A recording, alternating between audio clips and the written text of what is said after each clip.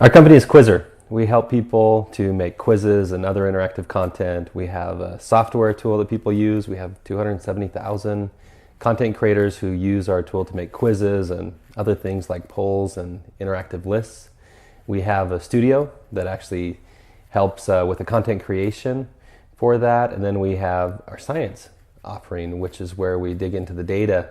And we might have one customer who has 43 million questions answered on our platform in a year, something like that. And we've really got to dig in to help them know not just how people are answering their quiz and what kind of lead conversion rates they have, but why. What kind of people are likely to convert if they're looking to either generate leads or to maybe sell something in an online store.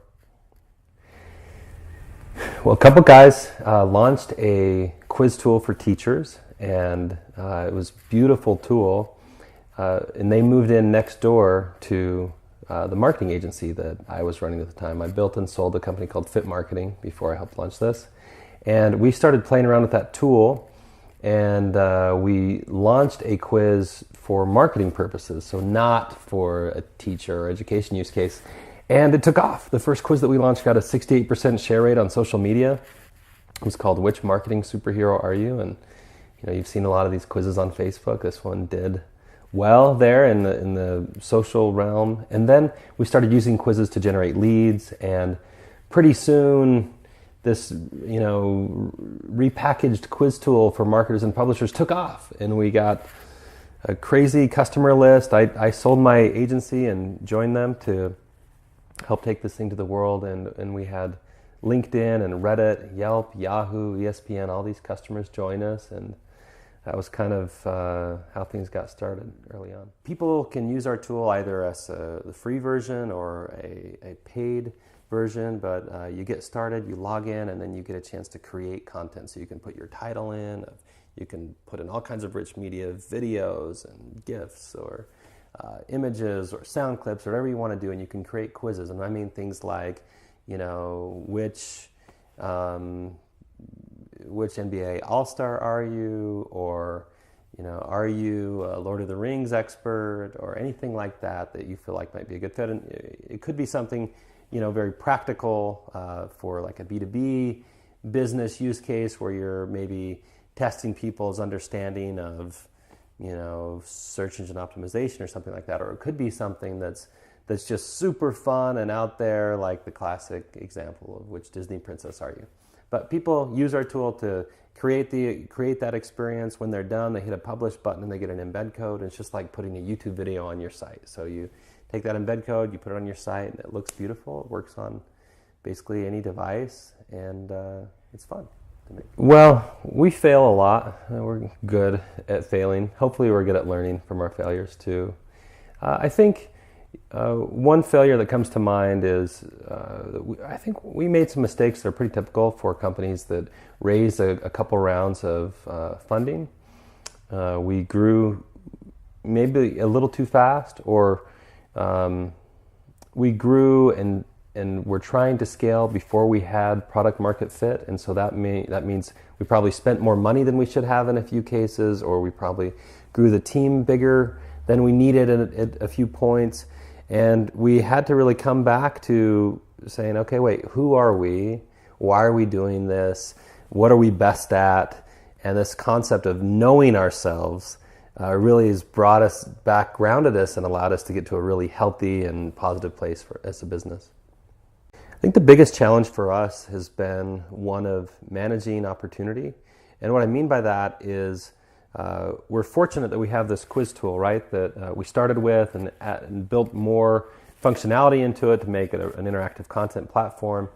It's used by over 270,000 content creators who have all kinds of different reasons that they're using it or desires. I mean, what that does is it makes it hard to say no all the time. We have to say no a lot to people who we care about, who are customers, who we want to say yes to everything that they had asked for, but because we have huge publishers and small publishers and big marketers and in-between marketers and agencies and all kinds of different people and companies that use our tool, we have to be focused and really deliberate about what features we're building in our product. And I think that's been the biggest challenge, is to find that focus and then stick to it, even when you have demands from really awesome people that you love that are asking you for something different. One thing that I've done that's been helpful for me now in a couple businesses is I like to say that I build businesses in a way that I'd be happy to do them forever. And I keep the books in a way that I could sell them tomorrow. And what I mean by that is, it's so easy to get into this sort of place where you're maybe trying to pump up a company for some potential exit maybe down the road, or you are, maybe you are self-funding a company and it's very much just a lifestyle business, and that's okay if that's what you want to do. But what I found for me is that I want to build something that's a real asset, that has true value. And that's what I mean when I say keep the books in a way that I could sell it tomorrow. I mean, I want to build something that has value outside of myself, beyond myself, and that can make a real impact in the world. At the same time, I want to be doing all of that in a way that I and my team can be living our best lives while we're at it, because I've found that life's too short to sacrifice the best parts of it in pursuit of just business goals alone. What I love most about my business is an easy question to answer. It's the people that I get to work with every day, and that starts with our team here. They're brilliant people, they're driven, they're kind, and so it just makes coming to work fun. And that's my favorite part of being an entrepreneur, is you get to kind of choose who you work with. And so I'm so grateful for the people I work with, and I'm proud of them. And it extends beyond that, though, to our partners, people that we work with on a regular basis who help us to do things for our customers. And of course, our customers, they are the best. I mean, it just feels so spoiled that we get to work with the best and the brightest across the world, whether it's the writers at ESPN or the marketers at Marriott or whoever it is that we're interacting with on any given day. I have to pinch myself sometimes. I feel like I'm lucky to be learning from the people that I get to spend a lot of time with. It's funny, I was talking to a really good buddy of mine the other day about owning a business, and as we finished lunch, he talked about how it just must be the best thing in the world to own a business. And I realized I probably only shared the romantic sides of owning a business, and there are plenty of those. It's so fulfilling to get this sense that you're envisioning something and then crafting that and bringing it into reality, bringing it into the world and making it something, and that's really gratifying. But there's a lot of other parts to it as well. So I don't mean to suggest that it's a perfect fit for everyone and for every phase of life. My wife used to tease me that the best thing that ever happened to her was when we finally got a CFO for our last company, because then I wasn't busy trying to make sure the books were taken care of at night. And so there's definitely, there are a lot of pros and cons to either being a business owner or taking another career path. But for me, it's about that ability to craft something, and then, like I mentioned before, the chance to choose who you work with and to surround yourself with the best people you can find. As a company, I think maybe our biggest achievement so far has been that we've built something that people love enough to use and keep on using.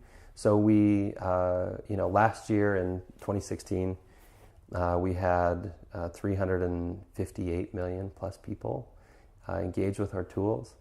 And that was exciting to feel like, we'd enabled all of this interaction to take place, and that hopefully it was something that people really enjoyed, and we hope that we're helping people to learn more about themselves and to have a meaningful experience, whether that's fun or interesting, useful, whatever it may be based on the context, that we've made something that's impacting a lot of people across the whole world.